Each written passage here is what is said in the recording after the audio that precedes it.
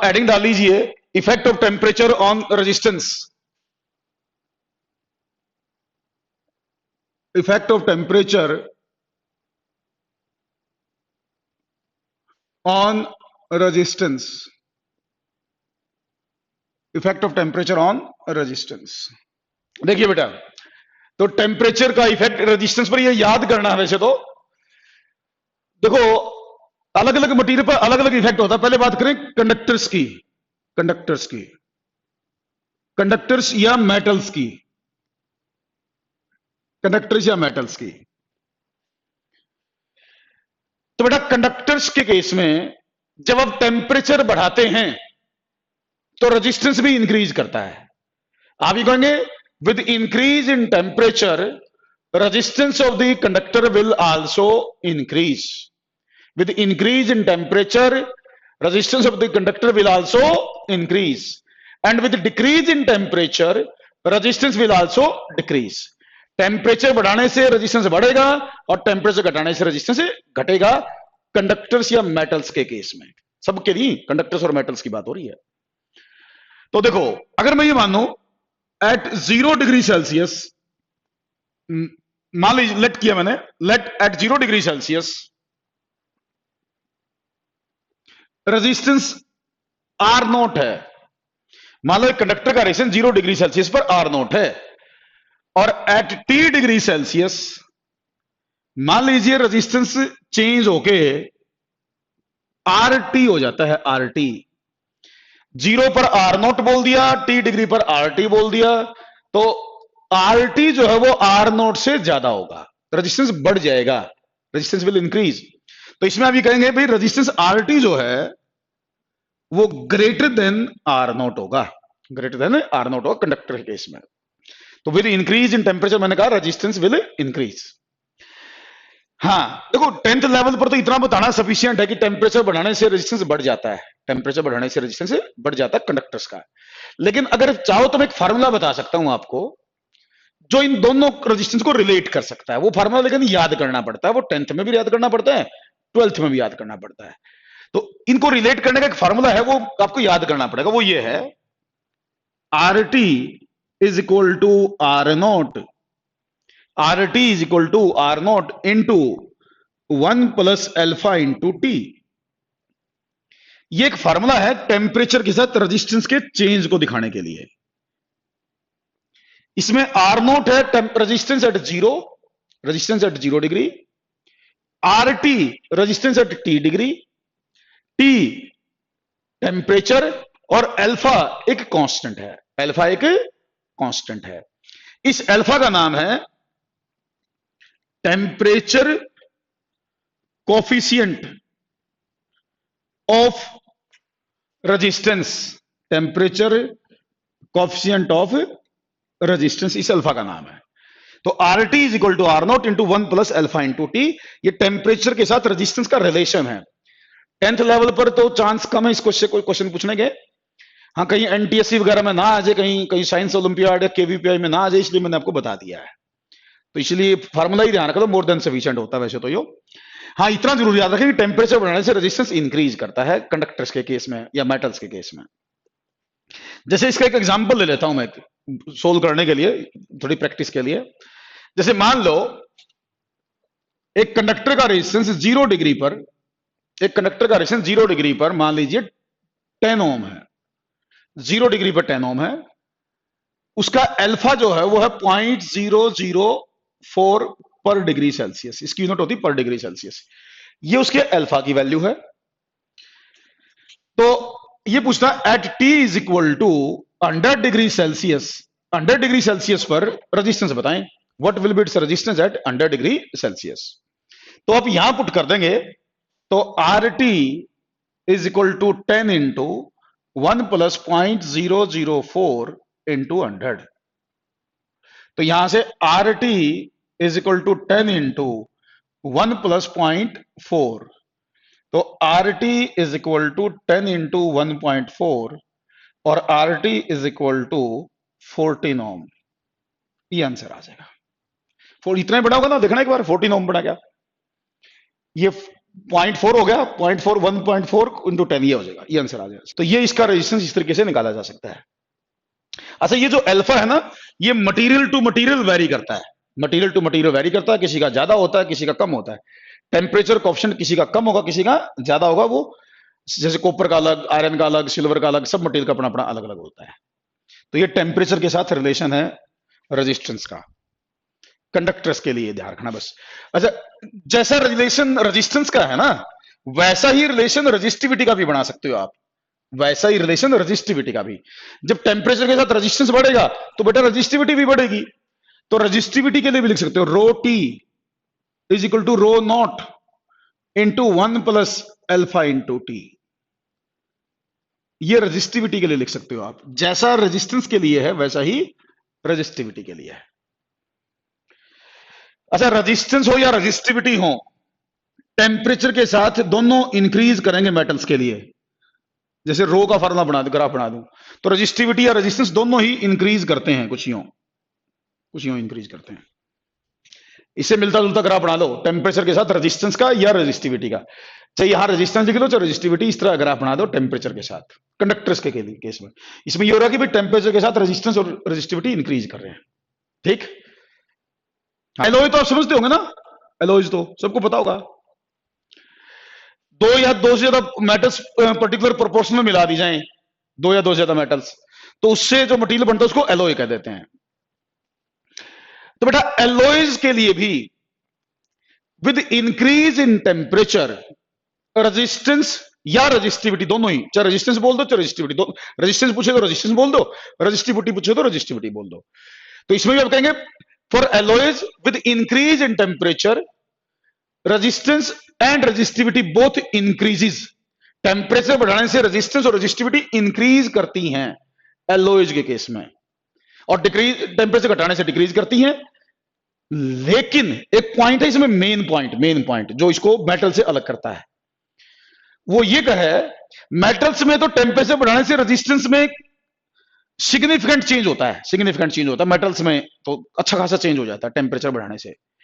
लेकिन एलॉयज में टेम्परेचर बढ़ाने से रेजिस्टेंस में चेंज वेरी वेरी स्मॉल होगा। ये पॉइंट लिख लो, with increase in temperature resistance increases by very very small amount. In case of alloys increase तो करेगा बट बहुत कम करेगा। ये पॉइंट जोर देकर लिख लेना है आपने। रेजिस्टेंस हो या रेजिस्टिविटी हो, एलॉयज की टेम्परेचर बढ़ाने से इंक्रीज करती है बट कम इंक्रीज करती है, मेटल्स में ज्यादा इंक्रीज करती है।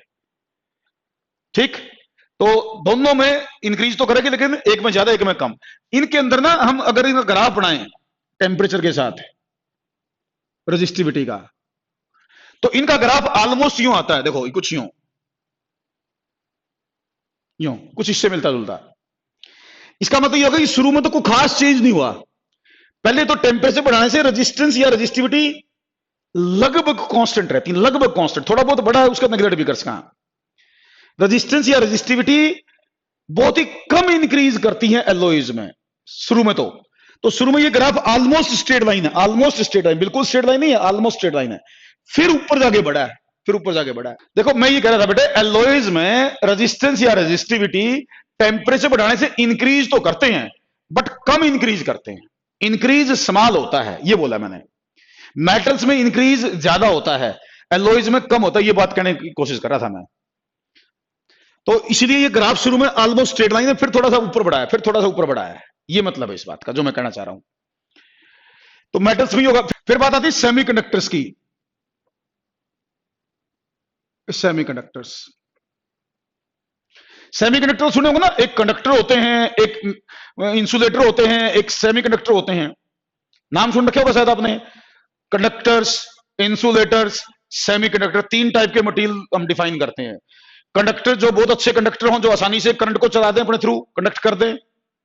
इंसुलेटर जिनमें से करंट ऑलमोस्ट फ्लो ही ना कर पाए, उनको इंसुलेटर कहते हैं। सेमीकंडक्टर जो होते हैं वो जिनकी कंडक्टिविटी ना तो जीरो होती ना बहुत ज्यादा होती, जिन मटेरियल की कंडक्टिविटी ना तो बिल्कुल जीरो होती ना ही बहुत ज्यादा होती, in between conductors and insulator जो आते हैं उनको कहते हैं सेमीकंडक्टर। जैसे एक होता है जर्मेनियम, एक होता है सिलिकॉन, ये सेमीकंडक्टर हैं, जर्मेनियम और सिलिकॉन। जर्मेनियम और सिलिकॉन जो है वो सेमीकंडक्टिंग मटेरियल है। सेमीकंडक्टर्स में टेम्परेचर बढ़ाने से रजिस्टिविटी या रेजिस्टेंस डिक्रीज करते हैं। सेमीकंडक्टर्स में टेम्परेचर बढ़ाने से रेजिस्टेंस या रजिस्टिविटी डिक्रीज करते हैं। कंडक्टर्स और एलॉयज में इंक्रीज करते हैं, सेमीकंडक्टर्स में डिक्रीज करते हैं। तो ये जो सेमीकंडक्टर है इसमें क्या होता है कि जब आप टेम्परेचर बढ़ाते हो ना तो इसमें बॉन्ड टूटते हैं। सेमीकंडक्टर में ना टेम्परेचर बढ़ाने से बॉन्ड टूट जाते हैं, और बॉन्ड टूटने से फ्री चार्ज पार्टिकल जैसे इलेक्ट्रॉन वगैरह जो हैं वो काफी ज्यादा बन जाते हैं इनमें, जिससे इनकी कंडक्टिविटी बढ़ जाती है और रेजिस्टिविटी घट जाती है। कंडक्टिविटी बढ़ेगी, रेजिस्टिविटी घटेगी जब टेम्परेचर बढ़ाओ, क्योंकि इसमें बॉन्ड टूटने से जो चार्ज कैरियर हैं, जिन पार्टिकल जैसे इलेक्ट्रॉन वगैरह हैं वो इंक्रीज कर जाएंगे, इनमें फ्री हो जाएंगे वो बॉन्ड तोड़ के, इसलिए करंट ज्यादा आना स्टार्ट कर देगा, तो रेजिस्टिविटी कम हो जाएगी इनकी। अच्छा, यही इलेक्ट्रोलाइट्स में भी होता है। इलेक्ट्रोलाइट्स भी लिख लो इसके साथ ओब्लिक करके, सेमीकंडक्टर्स और इलेक्ट्रोलाइट्स दोनों लिख लो। सुपरकंडक्टर्स बेटा, सुपरकंडक्टर्स का मतलब होता है जिनका रेजिस्टेंस जीरो हो। वो मटेरियल जिसका रेजिस्टेंस जीरो होगा उसको सुपरकंडक्टर कहते हैं। फिर बाकी बिल्कुल जीरो होता नहीं, मान लेते हैं बिल्कुल जीरो तो कंसेप्ट है, थ्योरी में तो कह दिया हमने जीरो हो गया, लेकिन बिल्कुल जीरो तो होता नहीं प्रैक्टिकली सोचो तो सुपरकंडक्टर का मतलब जिसका रेजिस्टेंस जीरो हो, और जीरो रेजिस्टेंस आसानी से नहीं होता। जैसे कोई मटेरियल, जैसे मरकरी है, मरकरी का एग्जांपल लूंगा। Mercury at 4.2 kelvin, at 4.2 kelvin बोला मैंने, 4.2 केल्विन 4.2 केल्विन का मतलब -269 डिग्री सेल्सियस के आसपास अप्रोक्सीमेटली।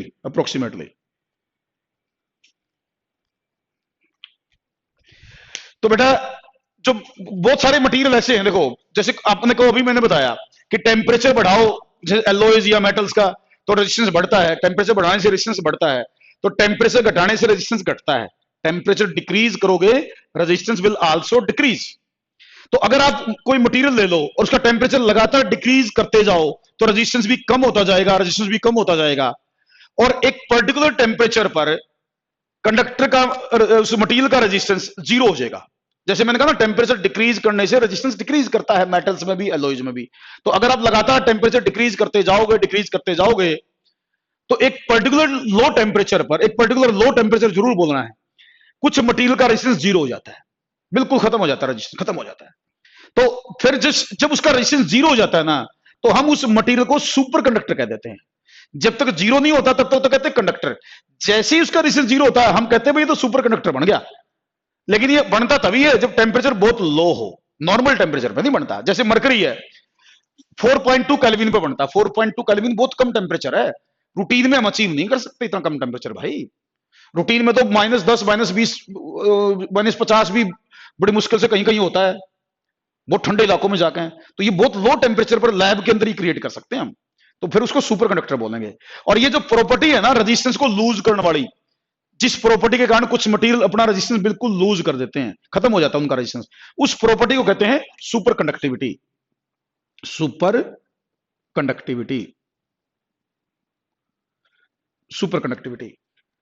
क्लियर है?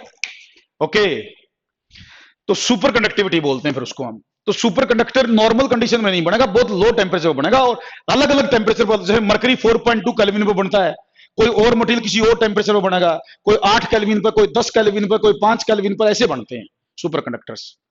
और सुपर कंडक्टर में ना रेजिस्टेंस तो खत्म हो गया, एक बार करंट चला दो सुपर कंडक्टर में, आप एक बार बैटरी लगाकर करंट चला दो तो वो करंट महीनों तक अपने आप चलता रहेगा। अगर कोई सुपर कंडक्टर हमने बना लिया ना तो उसमें एक बार करंट स्टार्ट करने के बाद वो रुकेगा नहीं, क्योंकि रेजिस्टेंस ही नहीं है। करंट को कौन रोकता है? रेजिस्टेंस अपोज करता है, अपोज करने वाला कोई है ही नहीं, तो करंट एक बार स्टार्ट होगा तो वो अपने आप चलता रहेगा सुपर कंडक्टर में। तो परफेक्टली कंडक्टर वैसे कोई होता नहीं है। चलो, तो अगर सुपर कंडक्टर में देखूं मैं, सुपर कंडक्टर में टेम्परेचर के साथ इनकी रजिस्टिविटी का ग्राफ बनाया जाए, टेम्परेचर के साथ इनकी रजिस्टिविटी का ग्राफ। तो कुछ इस तरह का है, ये याद करना पड़ेगा थोड़ा, ग्राफ कुछ इस तरह ग्राफ आएगा। और ये जो टेम्परेचर है ना, ये वो टेम्परेचर है जिस पर रेजिस्टेंस जीरो हो गया था। ये जो टेम्परेचर था ना, जिस टेम्परेचर पर रेजिस्टेंस जीरो हो गया, जैसे मरकरी में 4.2 केल्विन पर हो गया, ऐसे ही अलग अलग मटेरियल अलग अलग टेम्परेचर पर रेजिस्टेंस लूज करेंगे। तो जिस टेम्परेचर पर रेजिस्टेंस जीरो हो जाता है ना, जिस टेम्परेचर पर किसी कंडक्टर का रेजिस्टेंस खत्म हो जाता है, उस टेम्परेचर को बोलते हैं critical temperature. Critical temperature, critical temperature या परफेक्टली अंडरस्टूड, वेरी गुड। तो क्रिटिकल टेम्परेचर या transition temperature, transition temperature, transition temperature. तो ट्रांजिशन टेम्परेचर या क्रिटिकल टेम्परेचर का मतलब जिस टेम्परेचर पर रेजिस्टेंस जीरो हो जाए, जिस टेम्परेचर पर रेजिस्टेंस जीरो हो जाए उसको क्रिटिकल या ट्रांजिशन टेम्परेचर कहते हैं। ये मटेरियल टू मटेरियल वेरी करता है। तो ये बात हुई भी कंडक्टर के ऊपर टेम्परेचर का इफेक्ट, एलॉयज के ऊपर क्या पड़ा, सेमीकंडक्टर या इलेक्ट्रोलाइट, इसके साथ में इलेक्ट्रोलाइट भी लिख देना सेमीकंडक्टर के साथ। और सुपर कंडक्टर क्या होते हैं, सुपर कंडक्टिविटी क्या होती है। सुपर कंडक्टिविटी क्या बताई मैंने, सुपर कंडक्टिविटी क्या बताई मैंने, वो प्रॉपर्टी जिसके कारण कोई मटेरियल अपना रेजिस्टेंस लूज करेगा at very low temperature, that property is called superconductivity. उसको सुपर कंडक्टिविटी का नाम दिया गया। एक छोटा सा पॉइंट और लिख लो, करंट डेंसिटी, करंट डेंसिटी, ये और लिख लो, करंट डेंसिटी, करंट डेंसिटी लिख लो। जैसे बेटा एक कंडक्टर है, यो एक कंडक्टर है, ये बेटा ए इसका एरिया ऑफ क्रॉस सेक्शन है, ए इसका एरिया ऑफ क्रॉस सेक्शन है, A is the area of cross section. अब देखो इस कंडक्टर में जो करंट जा रहा है, इधर से आएगा करंट, मैं कुछ लाइन बना रहा हूं, ये लाइन को करंट मत समझाने के लिए मैं कुछ लाइन बना रहा हूं, ध्यान रखना, समझाने के लिए बस वो लाइन, इनको और कुछ मत समझना। जैसे करंट यूं आया, मैं पूरे भी दिखा देता हूं, यूं, ये करंट दिखा रखा है मैंने समझाने के लिए।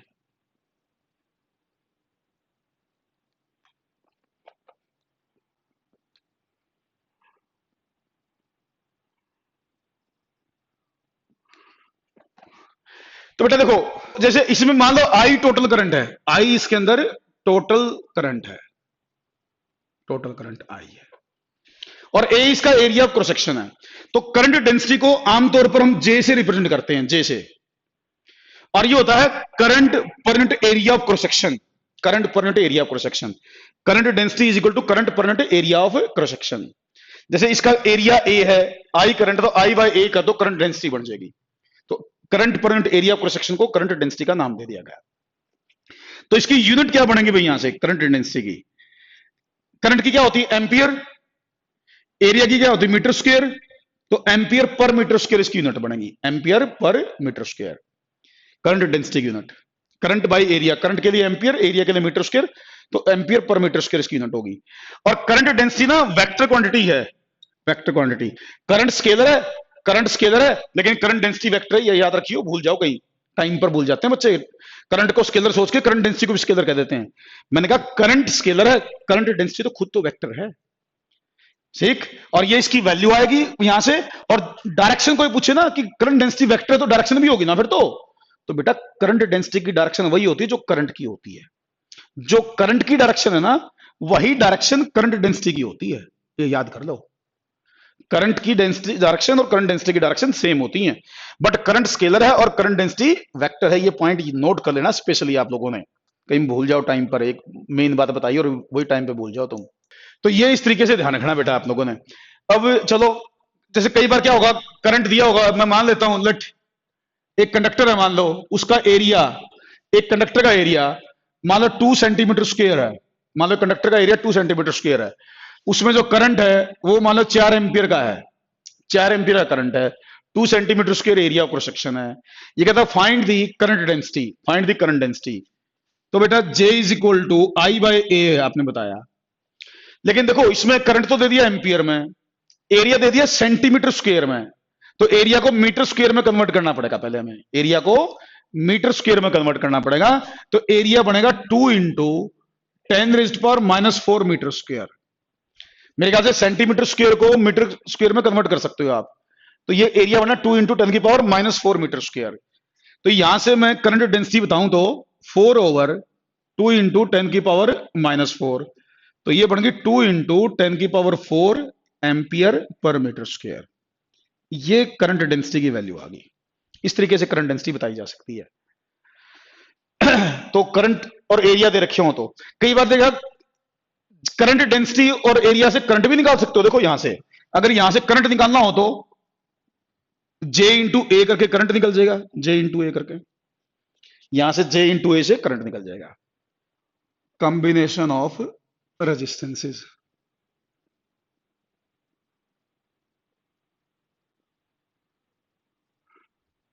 चलो बेटा पहले तो ये समझो कि भाई कॉम्बिनेशन ऑफ रेजिस्टेंस हमें करना क्यों पड़ता है।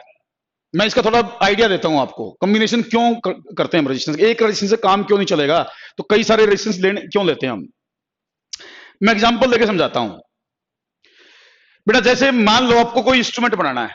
देखो जो रेजिस्टेंस वगैरह है, अलग अलग इंस्ट्रूमेंट में रेजिस्टेंस लगते हैं। रेजिस्टेंस कई सारे कंपोनेंट होते हैं इंस्ट्रूमेंट्स में। कोई रेजिस्टेंस होता है, कोई कैपेसिटर होता है, कोई और चीज होती है। बहुत सारी चीजें लगा कनेक्ट करके ही कोई इंस्ट्रूमेंट बनता है। तो मैं ये बताने की कोशिश कर रहा हूं कि हमें कॉम्बिनेशन ऑफ रेजिस्टेंस क्यों करना पड़ा, क्यों करते हैं हम कॉम्बिनेशन। उसका कारण ये है, जैसे मान लो मेरे पास 10-10 ओम के रेजिस्टेंस है। मान लो मेरे पास 10-10 ओम के कई सारे रेजिस्टेंस रखे हुए हैं, लेकिन मुझे एक इंस्ट्रूमेंट बनाना है और मेरे को उस इंस्ट्रूमेंट में मान लो 50 ओम का रेजिस्टेंस चाहिए, 50 ओम का, 50 ओम का। लेकिन मेरे पास 50 का नहीं है, 10-10 के कई पड़े हैं। तो मैं क्या करूंगा, एक पर्टिकुलर कॉम्बिनेशन उन जो रेजिस्टेंस मेरे पास रखे हुए ना, उनको एक पर्टिकुलर कॉम्बिनेशन में जोड़ के टोटल रेजिस्टेंस 50 बना लूंगा। उनसे टोटल रेजिस्टेंस 50 बना लूंगा और मेरा काम चल जाएगा, इंस्ट्रूमेंट बन जाएगा। तो रेजिस्टेंस बढ़ाना हो तो अभी बताऊंगा मैं, सीरीज कॉम्बिनेशन होता है। एक सीरीज कॉम्बिनेशन सीरीज में जोड़ देते हैं। ऐसे उल्टा भी हो सकता है। कई बार क्या होता है कि हमारे पास बड़े रेजिस्टेंसेज हो, बड़े, मान लो मेरे पास 50 या 100 ओम के रेजिस्टेंस पड़े हैं कई सारे।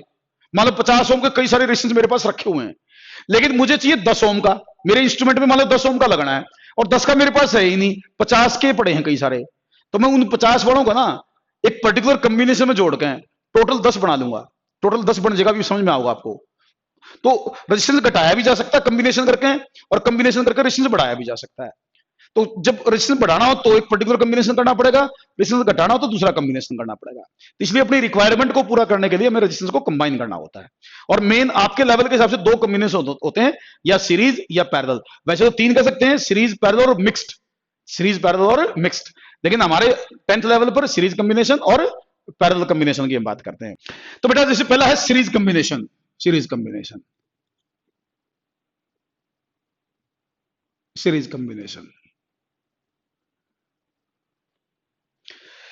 देखो ये जो डेरिवेशन करवाऊंगा ना, पहले डेरिवेशन ध्यान से सुननी है और फिर इसका फार्मूले के ऊपर क्वेश्चन करवाने हैं हमने। पहले डेरिवेशन ध्यान से सुननी है। ये क्लास के पेपर में, क्लास स्कूल का जो पेपर होता है उसमें पूछी जाती है। तो पहले तो आपको ये समझना कि सीरीज में कनेक्ट करने का तरीका क्या है। How we can connect the resistances in series. देखो बेटे, जैसे मान लो मेरे पास कुछ रेजिस्टेंस हैं।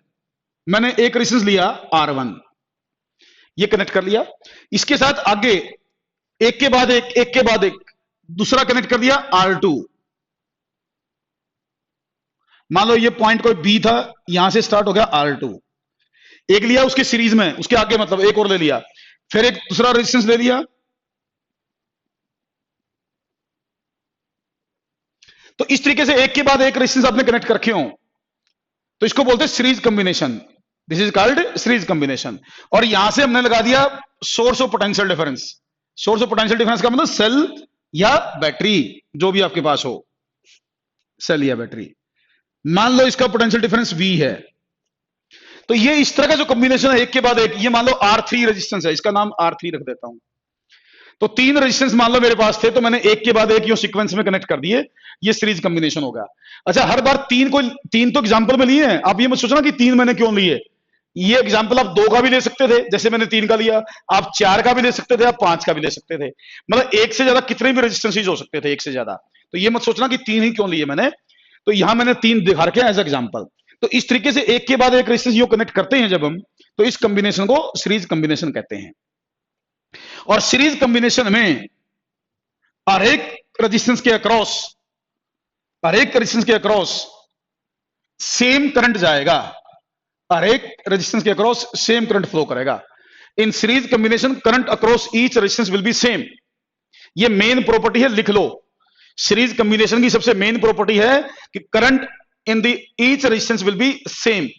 जो करंट R1 में आया वही करंट R2 के थ्रू फ्लो करेगा और वही करंट R3 के थ्रू भी फ्लो करेगा। जितने भी रेजिस्टेंस सीरीज में होंगे सबके अंदर से सेम करंट फ्लो करके जाएगा।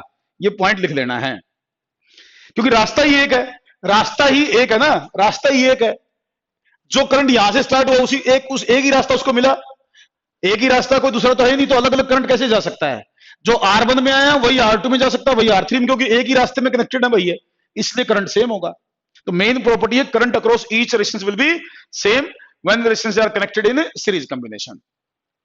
हाँ, पोटेंशियल डिफरेंस इनके अलग अलग होंगे, अलग अलग हो सकते हैं, मतलब पोटेंशियल डिफरेंसेस। जैसे इसका पोटेंशियल डिफरेंस, मान लो इसका पोटेंशियल डिफरेंस V1 है, इसका पोटेंशियल डिफरेंस V1 है, तो होगा IR1 ओम्स लॉ के बेस पर। मान लीजिए इसका पोटेंशियल डिफरेंस V2 है, तो होगा IR2। इसका पोटेंशियल डिफरेंस अगर मैं V3 बोलता हूं तो है IR3। पोटेंशियल डिफरेंस अलग अलग होंगे, करंट सेम होगा। सीरीज में करंट मैंने बोला सेम होगा, potential difference V1 V2 V3 according to their values वो डिसाइड होगा। तो जैसे V1 लिखा मैंने, V1 हो गया IR1, V2 हो गया IR2, V3 हो गया IR3।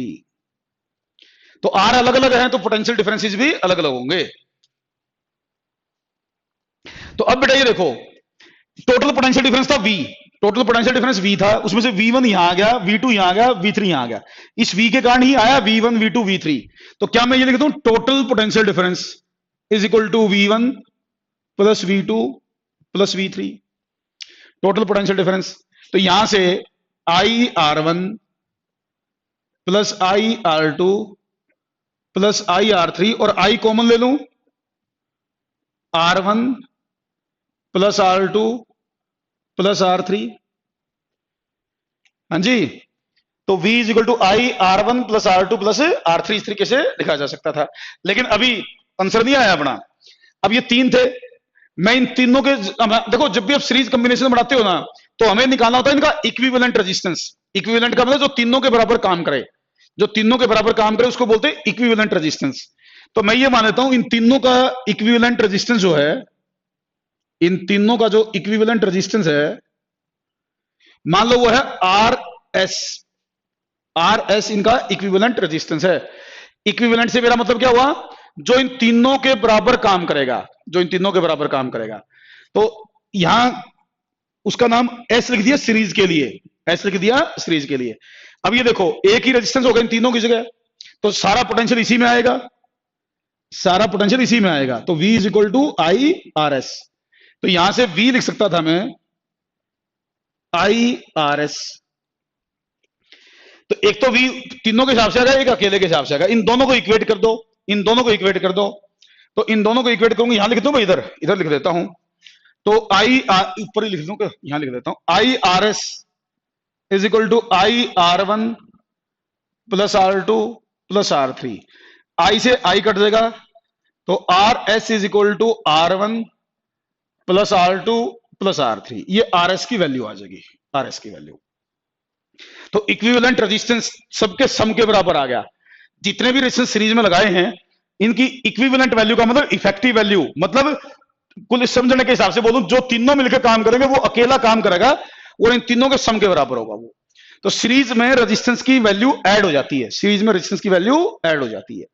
तो इसीलिए हम कहते हैं जब भी रेजिस्टेंस बढ़ाना हो ना, रेजिस्टेंस बढ़ाना हो तो हमें सीरीज कॉम्बिनेशन करना चाहिए।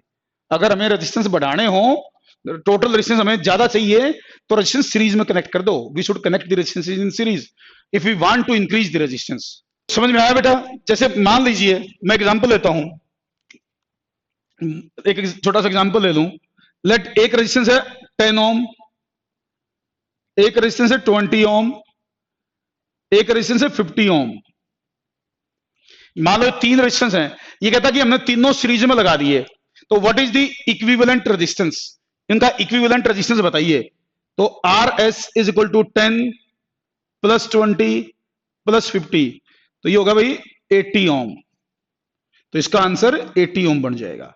इक्विवेलेंट ये था बेटा, जो इन तीनों ने मिलकर काम करा ना अर्पित, जो इन तीनों ने मिलकर काम करा, वही काम जो अकेला रेजिस्टेंस करता है उसको बोलते हैं equivalent resistance.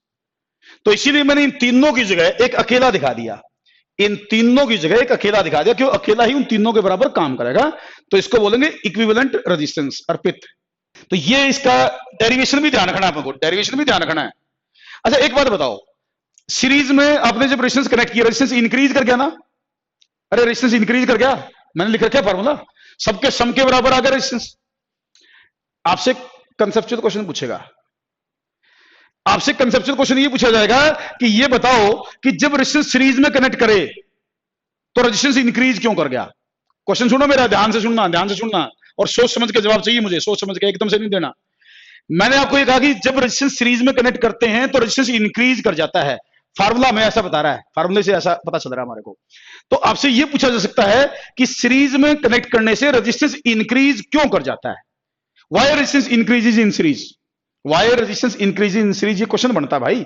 Can you give me the answer. देखो मैं बताता हूं, देखो रेजिस्टेंस का फार्मूला क्या था भाई, R is equal to rho L by A. ये सुनो मेरी बात को अब ध्यान से, अब मेरी बात को ध्यान से सुनो। देखो रेजिस्टेंस जो है वो प्रोपोर्शनल टू लेंथ होता है, रेजिस्टेंस यहां से देखो प्रोपोर्शनल टू लेंथ है, डायरेक्टली प्रोपोर्शनल टू लेंथ है, resistance is directly proportional to length. तो बेटा जब आप रेजिस्टेंस को सीरीज में कनेक्ट करते हो ना, जब आप रेजिस्टेंस को सीरीज में कनेक्ट करते हो तो लेंथ बढ़ जाती है सर्किट की, लेंथ विल इंक्रीज,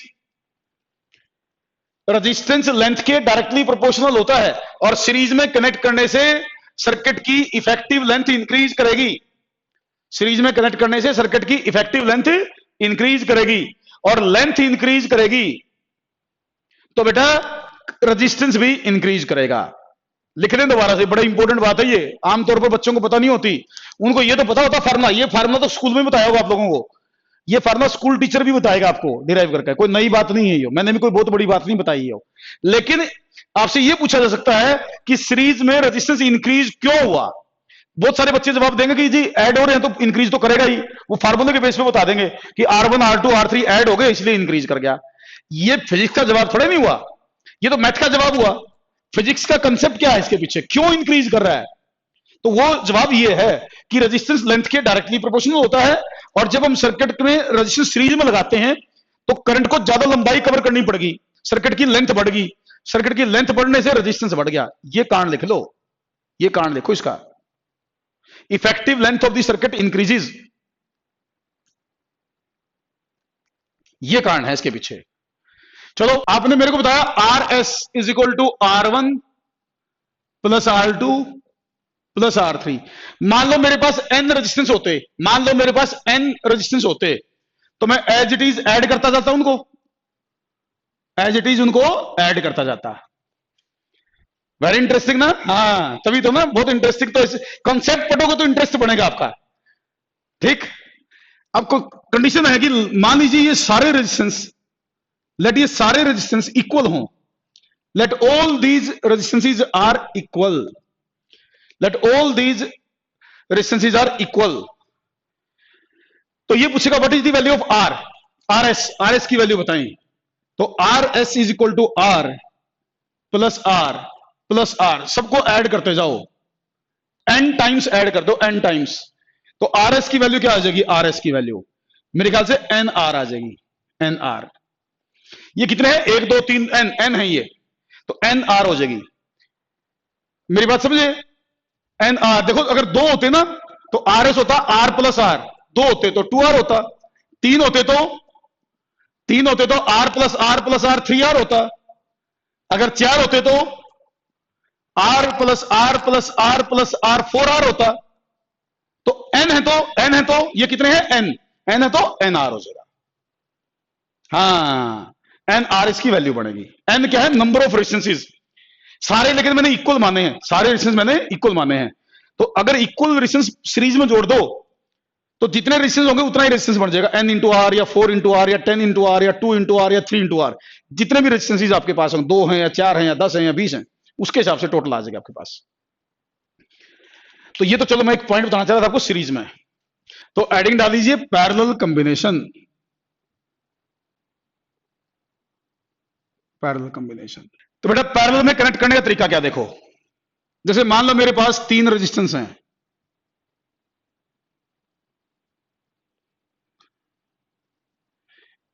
मैं हर रेजिस्टेंस का एक सिरा एक पॉइंट पे कनेक्ट कर देता हूं और दूसरा सिरा दूसरे कॉमन पॉइंट पे कनेक्ट कर देता हूं। मान लो मेरे पास ये 3 रेजिस्टेंस हैं, एक का नाम रख देता हूं R1, R2, R3, 3 रेजिस्टेंस हैं। बेटा अगर इन तीनों का एक एक पॉइंट हम एक सिरा हम एक कॉमन पॉइंट पर ले आए, जैसे तीनों का ये एंड हमने ए पर जोड़ दिया, ये वाला एंड हमने बी पर जोड़ दिया, तो तीनों का एक एक सिरा एक कॉमन पॉइंट पर आ गया, दूसरा सिरा दूसरे कॉमन पॉइंट पर आ गया। तो हम इस कॉम्बिनेशन को बोलते हैं parallel combination. This is called parallel combination. और पैरेलल में यहां जैसे ये जो ए और बी पॉइंट है, यहां बैटरी कनेक्ट कर देंगे हम, यहां हम बैटरी कनेक्ट कर देंगे, बैटरी या सेल, यूं बैटरी या सेल कनेक्ट कर दी हमने। तो बेटा पैरेलल में क्या होगा कि हर एक रेजिस्टेंस में ना पोटेंशियल डिफरेंस सेम होगा, पोटेंशियल डिफरेंस हर एक में सेम होगा, पोटेंशियल डिफरेंस। करंट अलग अलग होंगे, करंट अलग अलग होंगे। ये प्रॉपर्टी लिख लेना, in parallel combination potential difference across each resistance is same. लिख लें, in parallel combination potential difference across each resistance will be same. अब जैसे यहां से करंट आया आई, मान लीजिए ये जो वायर है, ये वाली वायर, इसमें करंट चलेगा I1, ये जो वाली वायर है इसमें चलेगा I2, इधर चलेगा I3। तो इस वायर से यूं आया I1, इसमें से होता हुआ I2 और इसमें से होता हुआ I3, ये तीनों मिलकर फिर चले गए I। ठीक, तो इस तरीके से करंट का डिस्ट्रीब्यूशन आपका होगा, यूं जाएगा करंट। तो करंट अलग अलग हो सकता है, लेकिन potential difference in parallel combination same होता है। पैरेलल में पोटेंशियल डिफरेंस हर एक में सेम होता है। करंट डिपेंड करेगा रेजिस्टेंस, जो रेजिस्टेंस ज्यादा होगा उसमें करंट कम होगा। पैरेलल में ध्यान रखना, जो रेजिस्टेंस ज्यादा होगा उसमें करंट कम होगा, छोटे रेजिस्टेंस में करंट ज्यादा होगा, क्योंकि छोटे वाला कम अपोज करेगा तो उसमें से ज्यादा निकलेगा। यहां कई रास्ते मिल गए करंट को जाने, कई रास्ते मिल गए। जिस रास्ते में कम रेजिस्टेंस है उस रास्ते में करंट ज्यादा जाता है, जिसमें ज्यादा रेजिस्टेंस है उसमें कम जाता है। जो ज्यादा अपोज करेगा उसमें कम निकलेगा, जो कम अपोज करेगा उसमें ज्यादा निकलेगा। सिंपल सी बात है ये, आप सबको पता है इस बात का। तो चलो अब देखो टोटल करंट कितना था, आई टोटल था, I1 इधर गया, I2 इधर गया, I3 इधर गया। क्या मैं ये लिख दूं, total current I is equal to I1 plus I2 plus I3। Total current I तो I1 plus I2 plus I3, ये लिखा जा सकता है। अब देखो यहां देखो, इसको I1 के बारे में देखो, यहां पोटेंशियल डिफरेंस कितना V, तो क्या मैं I1 ये लिख दूं V बाय R1, सब में पोटेंशियल तो सेम है। करंट क्या होता है, पोटेंशियल बाय रेजिस्टेंस, तो इसका करंट क्या होगा V बाय R1, दूसरे का क्या होगा V बाय R2, तीसरे का क्या होगा V बाय R3।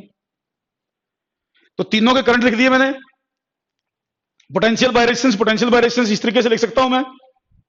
तो तीनों करंट की वैल्यू ऊपर भर दो, तो I is equal to V over R1 plus V over R2 plus V over R3। V common ले लेता हूं, तो I is equal to V into 1 over R1 plus 1 over R2 plus 1 over R3। इसको मैं equation first कह देता हूं, that this is equation first. Derivation आसान है, बिल्कुल समझ में आ रही होंगी। अब मैं इन तीनों की जगह इसका इक्विवेलेंट रेजिस्टेंस लगा देता हूं, equivalent resistance same potential difference के साथ। तो इन तीनों का इक्विवेलेंट आरपी कह देता हूं, इक्विवेलेंट को मैंने नाम दे दिया आरपीपी पैरेलल के कारण, आरएस लिखा था सीरीज के कारण। अब देखो अगर ये इक्विवेलेंट रेजिस्टेंस है तो यहां पर भी टोटल करंट आई आना चाहिए जो पहले आया था, जितना टोटल करंट इनमें तीनों में आया था उतना ही टोटल करंट इसमें आना चाहिए।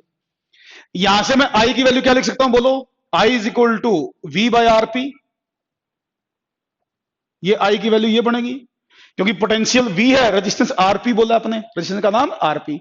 अब ये देखो ये भी आई की वैल्यू, ये भी आई की वैल्यू, दोनों आई की वैल्यू इक्वेट कर दो, दोनों आई की वैल्यू इक्वेट कर दो, तो V by RP, V common 1/R1 plus 1/R2 plus 1/R3, V से वी कट गया, आंसर आ गया, बस यही चाहिए था अपन, और क्या चाहिए था। तो 1/RP is equal to 1/R1 plus 1/R2 plus 1/R3, तो ये आपका आ गया इक्विवेलेंट रेजिस्टेंस, इसको बोलते हैं इक्विवेलेंट रेजिस्टेंस। तो 1/RP is equal to 1/R1 plus 1/R2 plus 1/R3, ये फार्मूला बना पैरेलल के लिए, सीरीज से अलग फार्मूला बना, ध्यान रखना अलग फार्मूला बनेगा। और इसमें जो आरपी आएगा ना, आरपी आएगा ये घट जाएगा, आरपी घट जाता है सीरीज पैरेलल में, आरपी डिक्रीज करता है।